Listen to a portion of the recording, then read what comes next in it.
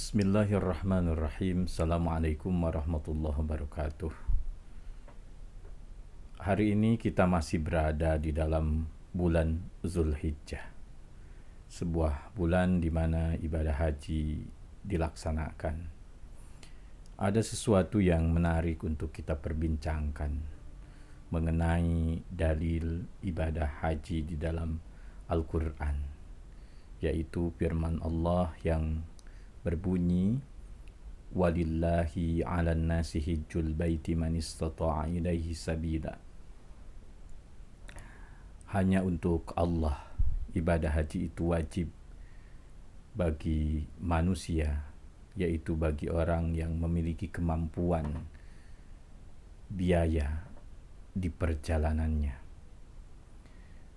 Ayat itu dalam kacamata ilmu balaghah menggunakan uslubul qasri, yaitu gaya bahasa pengkhususan, dengan teknik taqdimu ma haqquhu ta'khir, mengedepankan posisi kata yang sejatinya disimpan di akhir.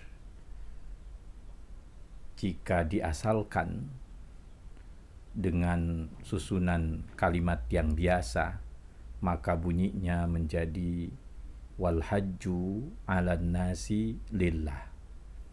Haji itu wajib bagi manusia karena Allah. Namun di dalam Al-Quran kata lillah disimpan di awal. Hal ini untuk menunjukkan makna takhsis atau hanya untuk Allah. Dan ini juga sekaligus merupakan peringatan dini dari Allah Subhanahu wa Ta'ala bagi siapa saja yang ingin melaksanakan ibadah haji. Dia harus didasari dengan niatan lillah. Saking pentingnya keikhlasan di dalam ibadah haji, Allah ingatkan kata lillah di dalam ayat itu disimpan di awal. Dan pada ayat lain di dalam Al-Quran justru sebaliknya, kita menemukan kata Allah, kata lillah disimpan di ujung, seperti pada ayat wa atimmul hajja wal umrata lillah. Laksanakan ibadah haji dan umrah secara sempurna dengan didasari lillah, karena Allah. Dengan menggabungkan kedua ayat itu berarti ibadah haji yang kita laksanakan harus didasari dari mulai awal sampai akhir, jangan pernah kehilangan nilai keikhlasannya. Bahkan mungkin bukan hanya untuk ibadah haji saja, tapi ibadah-ibadah yang lain pun demikian. Kemudian selain kata lillah yang menekankan aspek keikhlasan, di dalam ayat tentang haji itu ada kata-kata 'alan nasi. Kenapa ibadah haji itu diwajibkan pada manusia? Allah menggunakan terminologi an-nas. An-nas. Mungkin karena ibadah haji melibatkan banyak orang dengan berbagai budaya, dengan berbagai ras yang boleh jadi berbeda-beda.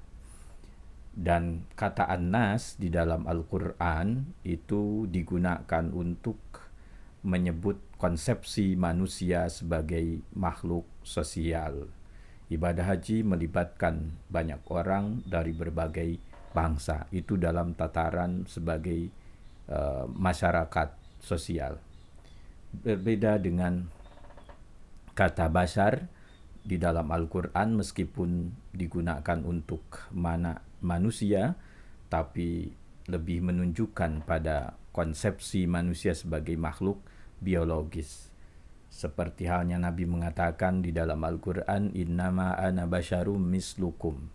Aku ini sama saja seperti kalian, manusia. Dalam konteks sebagai manusia biologis yang suka makan minum, maka Nabi dengan kita menjadi sama. Pembedanya, beliau diberikan wahyu oleh Allah Subhanahu wa Ta'ala. Juga di dalam ayat itu tidak menggunakan kata insan, Kata insan di dalam Al-Quran banyak digunakan untuk menyebut konsepsi manusia sebagai makhluk jasmani dan ruhani yang bisa fluktuatif. Dia bisa menjadi makhluk yang hebat, sempurna, melebihi malaikat, atau menjadi makhluk yang paling rendah, serendah-rendahnya, bisa lebih rendah daripada setan ataupun binatang. Oleh karena itu, dengan melihat ayat tadi, maka mari kita melaksanakan ibadah haji dengan penuh keikhlasan dari awal sampai akhir. Demikian juga dengan ibadah-ibadah yang lainnya, karena keikhlasan merupakan inti dari ketauhidan. Demikian, wassalamualaikum warahmatullahi wabarakatuh.